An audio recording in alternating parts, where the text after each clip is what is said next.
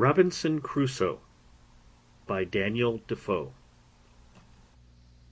Chapter 13. Wreck of a Spanish Ship. I was now in the 23rd year of my residence in this island, and was so naturalized to the place and the manner of living, that could I but have enjoyed the certainty that no savages would come to the place to disturb me, I could have been content for capitulating to spend the rest of my time there, even to the last moment, till I had laid me down and died, like the old goat in the cave. I had also arrived to some little diversions and amusements, which made the time pass a great deal more pleasantly with me than it did before. First, I had taught my pal, as I noted before, to speak, and he did it so familiarly, and talked so articulately and plain, that it was very pleasant to me, and he lived with me no less than 26 years. How long he might have lived afterwards I know not, though I know they have a notion in the Brazils that they live 100 years. My dog was a pleasant and loving companion to me for no less than 16 years of my time, and then died of mere old age. As for my cats, they multiplied, as I have observed, to that degree that I was obliged to shoot several of them at first, to keep them from devouring me and all I had. But at length, when the 2 old ones I brought with me were gone, and after some time continually driving them from me,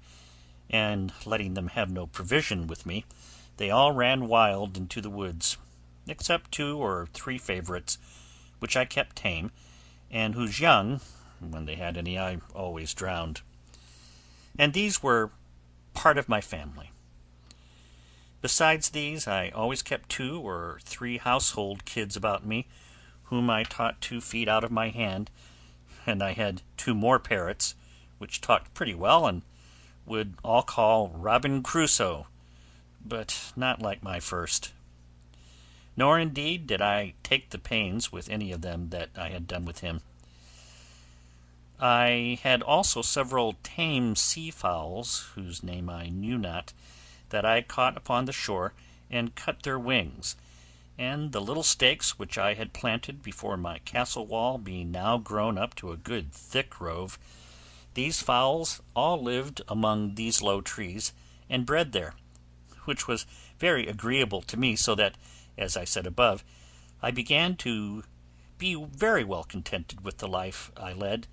if I could have secured from the dread of the savages. But it was otherwise directed, and it may not be amiss for all people who shall meet with my story to make this just observation from it: how frequently in the course of our lives the evil which in itself we seek most to shun, and which, when we are fallen into, is the most dreadful to us, is oftentimes the very means or door of our deliverance, by which alone we can be raised again from the affliction we are fallen into. I could give many examples of this in the course of my unaccountable life, but in nothing was it more particularly remarkable than in the circumstances of my last years of solitary residence in this island. It was now the month of December, as I said above, in my 23rd year, and this being the southern solstice, for winter I cannot call it, was the particular time of my harvest, and required me to be pretty much abroad in the fields,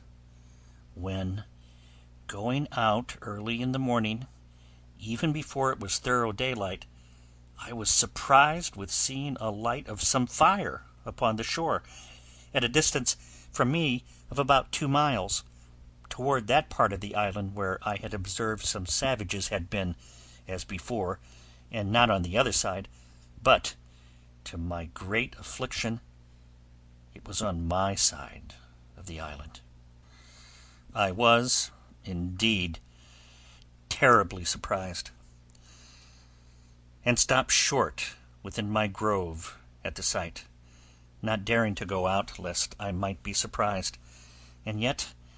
I had no more peace within from the apprehensions I had that if these savages, in rambling over the island, should find my corn standing or cut, or any of my works or improvements, they would immediately conclude that there were people in the place, and would never rest then till they had found me out. In this extremity I went back directly to my castle, pulled up the ladder after me, and made all things without look as wild and natural as I could. Then I prepared myself within, putting myself in a posture of defence. I loaded all my cannon, as I called them, that is to say, my muskets, which were mounted upon my new fortification, and all my pistols, and resolved to defend myself to the last gasp, not forgetting to commend myself seriously to the divine protection, and earnestly to pray to God to deliver me out of the hands of the barbarians. I continued in this posture about 2 hours, and began to be impatient for intelligence abroad, for I had no spies to send out. After sitting a while longer, and musing what I should do in this case, I was not able to bear sitting in ignorance longer, so setting up my ladder to the side of the hill, where there was a flat place, as I observed before, and then pulling the ladder after me,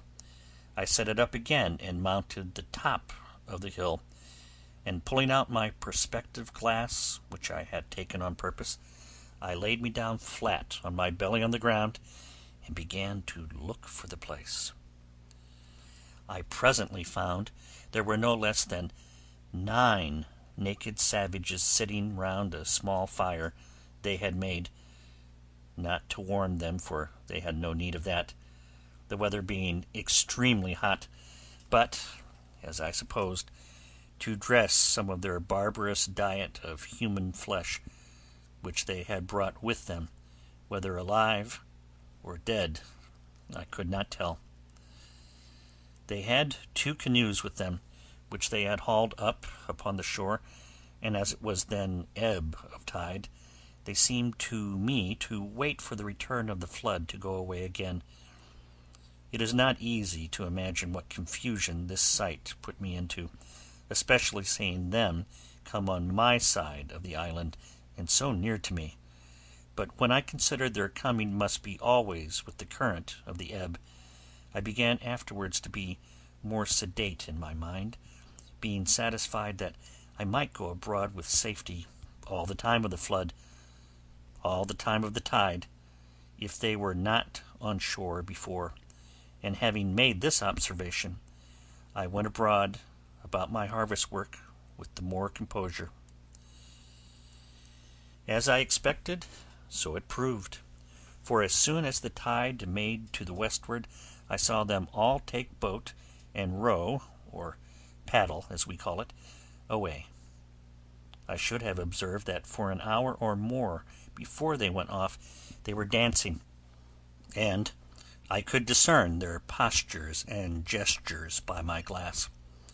I could not perceive, by my nicest observation, but that they were stark naked, and had not the least covering upon them, but whether they were men or women I could not distinguish. As soon as I saw them shipped and gone, I took 2 guns upon my shoulders, and 2 pistols in my girdle, and my great sword by my side without a scabbard, and with all the speed I was able to make went away to the hill where I had discovered the first appearance of all, and as soon as I got thither, which was not in less than 2 hours, for I could not go quickly, being so loaded with arms as I was, I perceived there had been 3 canoes more of the savages at that place, and looking out farther, I saw they were all at sea together, making over for the main. This was a dreadful sight to me, especially as, going down to the shore, I could see the marks of horror which the dismal work they had been about had left behind it, that is, the blood, the bones, and part of the flesh of human bodies, eaten and devoured by those wretches with merriment and sport. I was so filled with indignation at the sight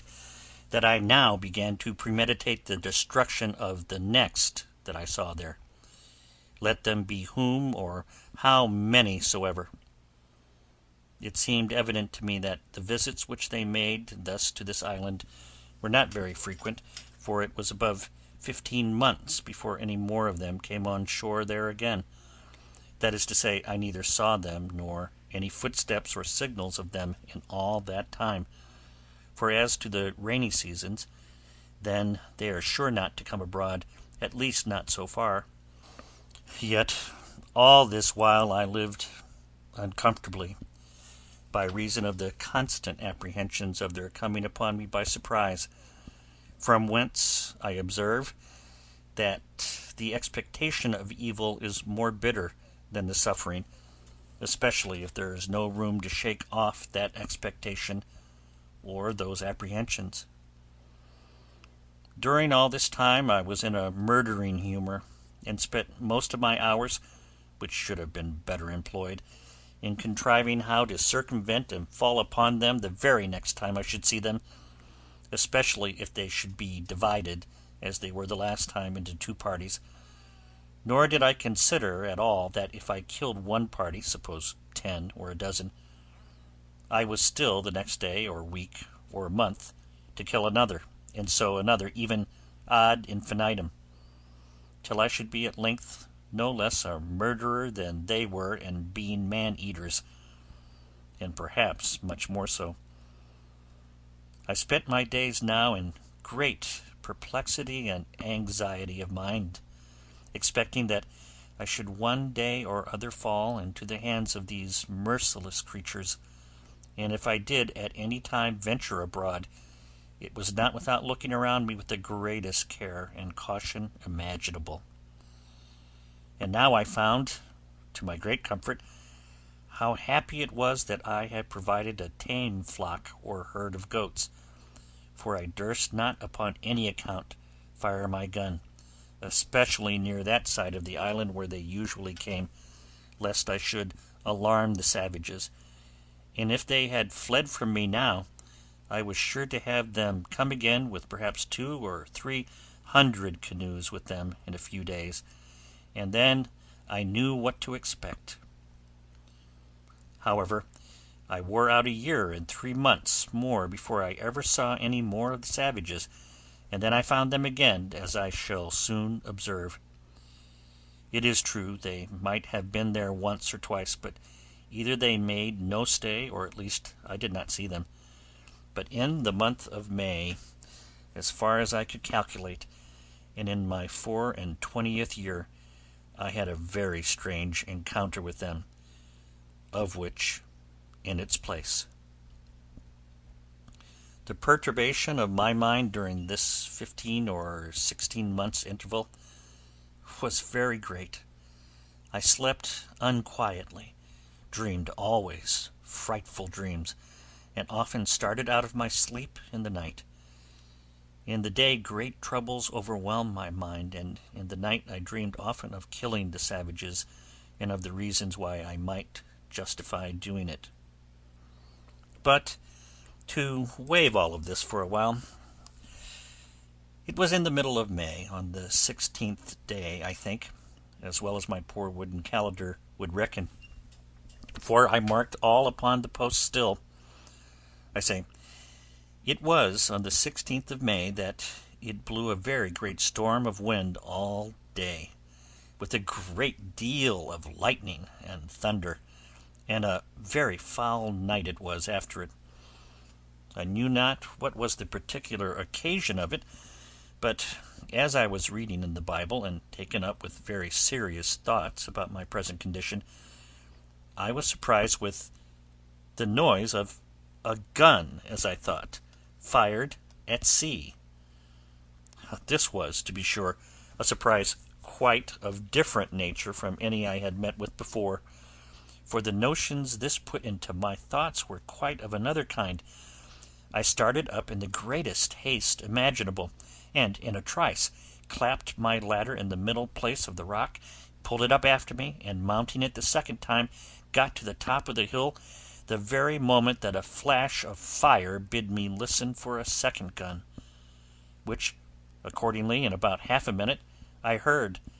and by the sound knew that it was from that part of the sea where I was driven down the current in my boat. I immediately considered that this must be some ship in distress, and that they had some comrade or some other ship in company, and fired these for signals of distress and to obtain help. I had the presence of mind at that minute to think that though I could not help them, it might be that they might help me, so I brought together all the dry wood I could get at hand, and making a good handsome pile, I set it on fire upon the hill. The wood was dry and blazed freely, and though the wind blew very hard, yet it burned fairly out, so that I was certain if there was any such thing as a ship, they must needs see it. And no doubt they did, for as soon as ever my fire blazed up I heard another gun, and after that several others, all from the same quarter. I plied my fire all night long till daybreak, and when it was broad day, and the air cleared up, I saw something at a great distance at sea, full east of the island, whether a sail or a hull I could not distinguish, no, not with my glass, the distance was so great, and the weather still something hazy also, at least it was so out at sea. I looked frequently at it all that day, and soon perceived that it did not move, so I presently concluded that it was a ship at anchor, and being eager, you may be sure, to be satisfied, I took my gun in my hand and ran towards the south side of the island to the rocks where I had formerly been carried away by the current, and getting up there, the weather by this time being perfectly clear, I could plainly see, to my great sorrow, the wreck of a ship, cast away in the night upon those concealed rocks which I found when I was out in my boat, and which rocks, as they checked the violence of the stream and made a kind of counter-system, or eddy,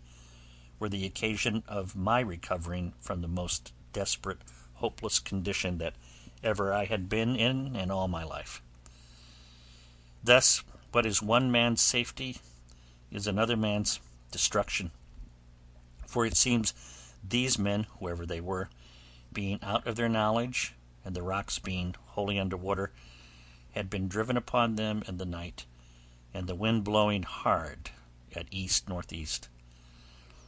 Had they seen the island, as I must necessarily suppose they did not, they must, as I thought, have endeavoured to have saved themselves on shore by the help of their boat, but their firing of guns for help, especially when they saw, as I imagined, my fire, filled me with many thoughts. First,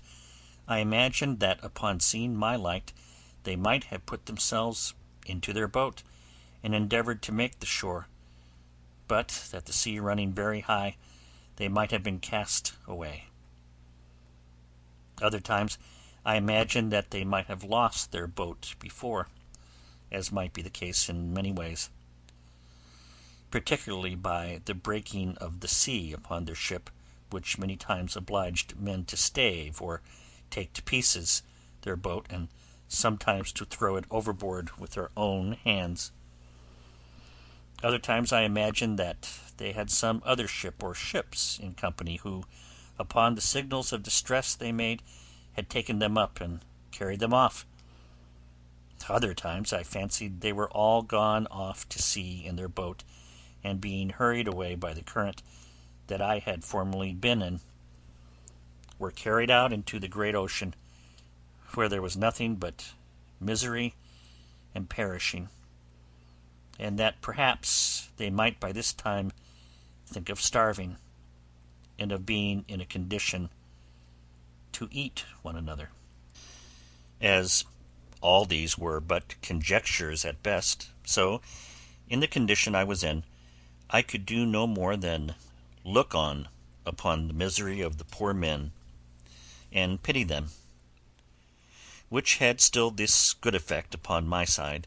that it gave me more and more cause to give thanks to God, who had so happily and comfortably provided for me in my desolate condition, and that of two ships' companies who were now cast away upon this part of the world, not one life should be spared but mine. I learned here again to observe that it is very rare that the providence of God casts us into any condition so low or any misery so great, but we may see something or other to be thankful for, and may see others in worse circumstances than our own. Such certainly was the case of these men, of whom I could not so much as see room to suppose any were saved. Nothing could make it rational so much as to wish or expect that they did not all perish there, except the possibility only of their being taken up by another ship in company. And this was but mere possibility indeed, for I saw not the least sign or appearance of any such thing. I cannot explain by any possible energy of words what a strange longing I felt in my soul upon this sight, breaking out sometimes thus: "Oh, that there had been but one or two, nay, or but one soul saved out of the ship to have escaped to me, that I might but have had one companion, one fellow creature, to have spoken to me, and to have conversed with. In all the time of my solitary life I never felt so earnest, so strong a desire after the society of my fellow creatures, or so deep a regret at the want of it." There are some secret springs in the affections which, when they are set a-going by some object in view,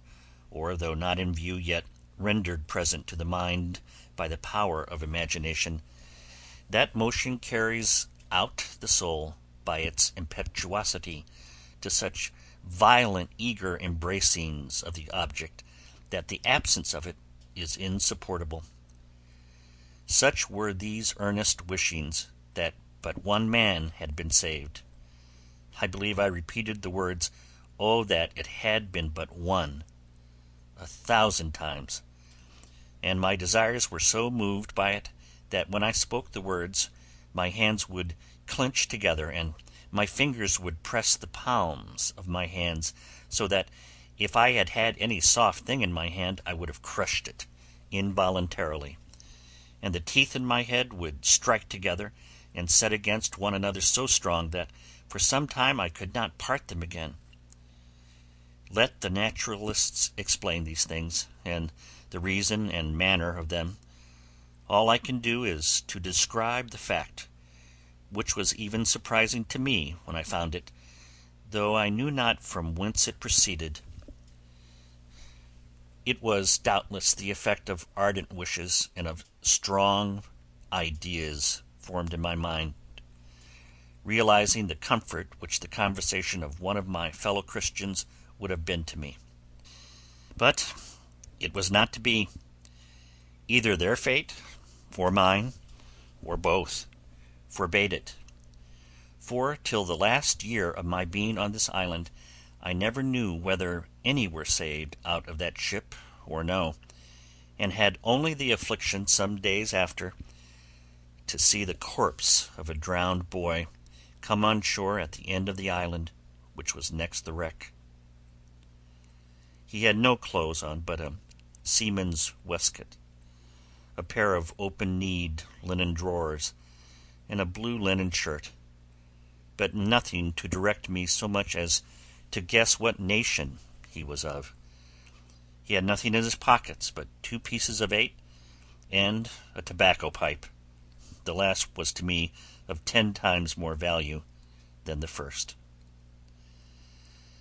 It was now calm, and I had a great mind to venture out in my boat to this wreck, not doubting but I might find something on board that might be useful to me. But that did not altogether press me so much as the possibility that there might be yet some living creature on board, whose life I might not only save, but might, by saving his life, comfort my own to the last degree. And this thought clung so to my heart that I could not be quiet night or day, but I must venture out in my boat on board this wreck. And committing the rest to God's providence, I thought the impression was so strong upon my mind that it could not be resisted, that it must come from some invisible direction, and that I should be wanting to myself if I did not go. Under the power of this impression, I hastened back to my castle, prepared everything for my voyage, took a quantity of bread, a great pot of fresh water, a compass to steer by, a bottle of rum, for I still had a great deal of that left, and a basket of raisins. And thus, loading myself with everything necessary, I went down to my boat, got the water out of her, got her afloat, loaded all my cargo in her, and then went home again for more. My second cargo was a great bag of rice, the umbrella to set up over my head for a shade, another large pot of water, and about 2 dozen of small loaves or barley cakes more than before, with a bottle of goat's milk and a cheese, all which with great labor and sweat I carried to my boat, and praying to God to direct my voyage, I put out, and rowing or paddling the canoe along the shore came at last to the utmost point of the island on the northeast side. And now I was to launch out into the ocean, and either to venture or not to venture. I looked on the rapid currents which ran constantly on both sides of the island at a distance, and which were very terrible to me from the remembrance of the hazard I had been in before, and my heart began to fail me, for I foresaw that if I was driven into either of those currents, I should be carried a great way out to sea, and perhaps out of my reach or sight of the island again, and that then, as my boat was so small, if any little gale of wind should rise, I should be inevitably lost. These thoughts so oppressed my mind that I began to give over my enterprise, and, having hauled my boat into a little creek on the shore, I stepped out and sat down upon a rising bit of ground, very pensive and anxious, between fear and desire, about my voyage. When, as I was musing, I could perceive that the tide was turned, and the flood come on, upon which my going was impracticable for so many hours. Upon this, presently it occurred to me that I should go up to the highest piece of ground I could find, and observe, if I could, how the sets of the tide or currents lay when the flood came in, that I might judge whether, if I was driven one way out, I might not expect to be driven another way home, with the same rapidity of the currents. This thought was no sooner in my head than I cast my eye upon a little hill which sufficiently overlooked the sea both ways, and from whence I had a clear view of the currents or sets of the tide, and which way I was to guide myself in my return. Here I found that as the current of ebb set out close by the south point of the island, so the current of the flood set in close by the shore of the north side, and that I had nothing to do but to keep to the north side of the island in my return, and I should do well enough. Encouraged by this observation, I resolved the next morning to set out with the first of the tide, and reposing myself for the night in my canoe, under the watch coat I mentioned, I launched out. I first made a little out to sea, full north, till I began to feel the benefit of the current which set eastward, and which carried me at a great rate, and yet did not so hurry me as the current on the south side had done before, so as to take from me all government of the boat. But having a strong steerage with my paddle, I went at a great rate directly for the wreck, and in less than 2 hours I came up to it. It was a dismal sight to look at. The ship, which by its building was Spanish, stuck fast jammed in between two rocks. All the stern and quarter of her were beaten to pieces by the sea, and as her forecastle, which stuck in the rocks, had run on with great violence, her mainmast and foremast were brought by the board, that is to say, broken short off. But her bowsprit was sound, and the head and bow appeared firm. When I came close to her, a dog appeared upon her, who, seeing me coming, yelped and cried, and as soon as I called him, jumped into the sea to come to me. I took him into the boat, but found him almost dead with hunger and thirst. I gave him a cake of my bread, and he devoured it like a ravenous wolf that had been starving a fortnight in the snow. I then gave the poor creature some fresh water, with which, if I would have let him, he would have burst himself. After this I went on board, but the first sight I met was two men drowned in the cook-room, or forecastle of the ship, with their arms fast about one another. I concluded, as is indeed probable, that when the ship struck, it being in a storm, the sea broke so high and so continually over her that the men were not able to bear it, and were strangled with the constant rushing in of the water, as much as if they had been under water. Besides the dog, there was nothing left in the ship that had life, nor any goods that I could see, but what were spoiled by the water. There were some casks of liquor, whether wine or brandy I knew not, which lay lower in the hold, and which, the water being ebbed out, I could see, but they were too big to meddle with. I saw several chests, which I believe belonged to some of the seamen, and I got two of them into my boat, without examining what was in them. Had the stern of the ship been fixed, and the forepart broken off, I am persuaded I might have made a good voyage, for by what I found in those two chests I had room to suppose the ship had a great deal of wealth on board, and, if I may guess from the course she steered, she must have been bound from Buenos Aires, or the Rio de la Plata, in the south part of America, beyond the Brazils to the Havana, in the Gulf of Mexico, and so, perhaps, to Spain. She had, no doubt, a great treasure in her, but of no use at that time to anybody. And what became of the crew, I then knew not. I found, beside those chests, a little cask full of liquor of about 20 gallons, which I got into my boat with much difficulty. There were several muskets in the cabin, and a great powder horn, with about 4 pounds of powder in it. As for the muskets, I had no occasion for them, so I left them, but took the powder horn. I took a fire shovel and tongs, which I wanted extremely, as also 2 little brass kettles, a copper pot to make chocolate, and a gridiron. And with this cargo, and the dog, I came away, the tide beginning to make home again, and the same evening, about an hour within night, I reached the island again, weary and fatigued to the last degree. I reposed that night in the boat, and in the morning I resolved to harbor what I had got in my new cave, and not carry it home to my castle.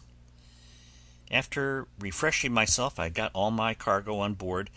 and began to examine the particulars. The cask of liquor I found to be a kind of rum, but not such as we had at the Brazils, and in a word, not at all good. But when I came to open the chests, I found several things of great use to me. For example, I found in one a fine case of bottles of an extraordinary kind, and filled with cordial waters, fine and very good. The bottles held about 3 pints each, and were tipped with silver. I found 2 pots of very good sucades, or sweetmeats, so fastened also on the top that the salt water had not hurt them, and 2 more of the same, which the water had spoiled. I found some very good shirts, which were very welcome to me, and about 12 and a half of white linen handkerchiefs and colored neckcloths. The former were also very welcome, being exceedingly refreshing to wipe my face in a hot day. Besides this, when I came to the till in the chest, I found 3 great bags of pieces of 8, which held about 1,100 pieces in all, and in one of them, wrapped up in a paper, 6 doubloons of gold, and some small bars or wedges of gold. I suppose they might all weigh near a pound. In the other chest there were some clothes, but of little value. But by the circumstances it must have belonged to the gunner's mate, though there was no powder in it, except 2 pounds of fine glazed powder, in 3 flasks, kept, I suppose, for charging their fowling pieces on occasion. Upon the whole, I got very little by this voyage that was of any use to me, for, as to the money,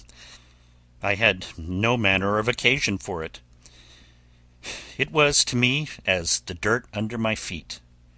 and I would have given it all for 3 or 4 pair of English shoes and stockings, which were things I greatly wanted, but had had none on my feet for many years. I had indeed got 2 pair of shoes now, which I took off the feet of the 2 drowned men whom I saw in the wreck, and I found 2 pair more in one of the chests, which were very welcome to me, but they were not like our English shoes, either for ease or service, being rather what we call pumps than shoes. I found in this seaman's chest about 50 pieces of 8, in reals, but no gold. I suppose this belonged to a poorer man than the other, which seemed to belong to some officer. Well, however, I lugged this money home to my cave, as I had done that before, which I had brought from our own ship. But it was a great pity, as I said, that the other part of this ship had not come to my share, for I am satisfied I might have loaded my canoe several times over with money, and thought, if I ever escape to England, it might lie here safe enough till I come again and fetch it. End of chapter 13.